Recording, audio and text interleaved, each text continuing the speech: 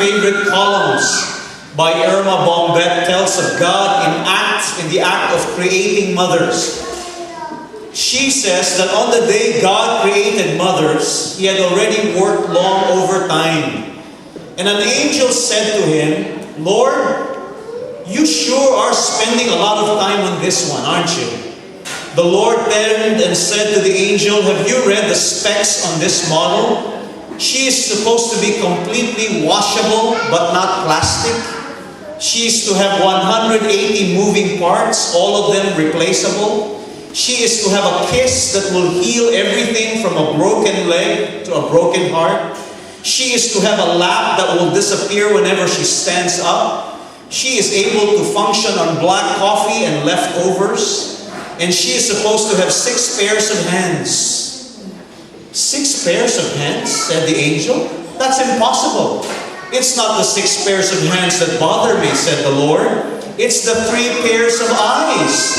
She's supposed to have 1 pair that sees through the closed doors, that whenever she says, 'What are you doing, kids? What are you doing here, kids?' she already knows what they're doing in there." Mothers have 6th sense, don't you think? You know, you're trying to hide it from them, and they're the first one to say, "Uh-huh, you're off to no good again, are you?" She has another pair in the back of her head even, to see all the things she's not supposed to see, but must see. And then she has 1 pair right in front that can look at the child that just goofed off and communicate love and understanding without saying a word. That's your mother. "That's too much," said the angel. "You can't put that much in 1 model. Why don't you rest for a while and resume your creating tomorrow?" "No, I can't," said the Lord. "I'm close to creating something very much like myself. I've already come up with a model who can heal herself when she is sick, who can feed a family of 6 with 1 pound of hamburger, and who can persuade a 9-year-old to take a shower." That's your mother. Then the angel looked at the model of motherhood a little more closely, and he said, "She's too soft." "Oh, but she is tough," said the Lord. "You'd be surprised at how much this mother can do." "Can she think?" asked the angel. "Not only can she think," said the Lord, "but she can reason, she can compromise, and she can persuade." Then the angel reached over and touched her cheek. And the angel said, "But this one has a leak. I told you that you couldn't put that much in 1 model." "Oh, that's not a leak," said the Lord. "That's a tear in her eyes." "What's a tear for?" asked the angel. "Well, it's for joy. It's for sadness, for sorrow, for disappointment, for pride." "You're a genius," said the angel. And the Lord said, "Oh, but I didn't put it there. I didn't put it there." You see, mothers are so important simply because they embrace us even when we are the failures of the world, aren't we? They are the first ones to applaud.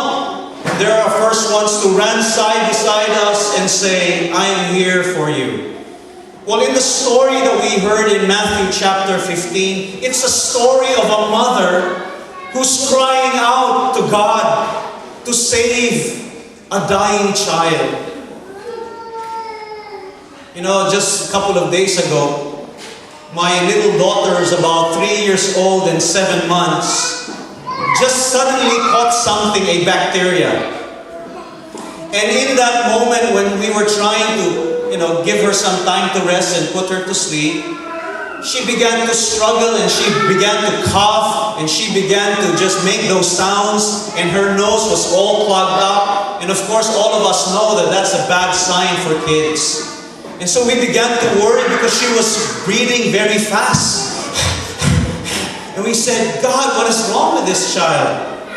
And being first-time parents, we said, "We got to do something." So my wife immediately said, 911. I said, "Not yet, dear. Not 911 yet. Let's just rush her to the hospital." And so off we went at 9 o'clock in the evening to the nearest hospital we could find to bring our child to the emergency room. But in that moment, I saw a glimpse of the heart of my wife.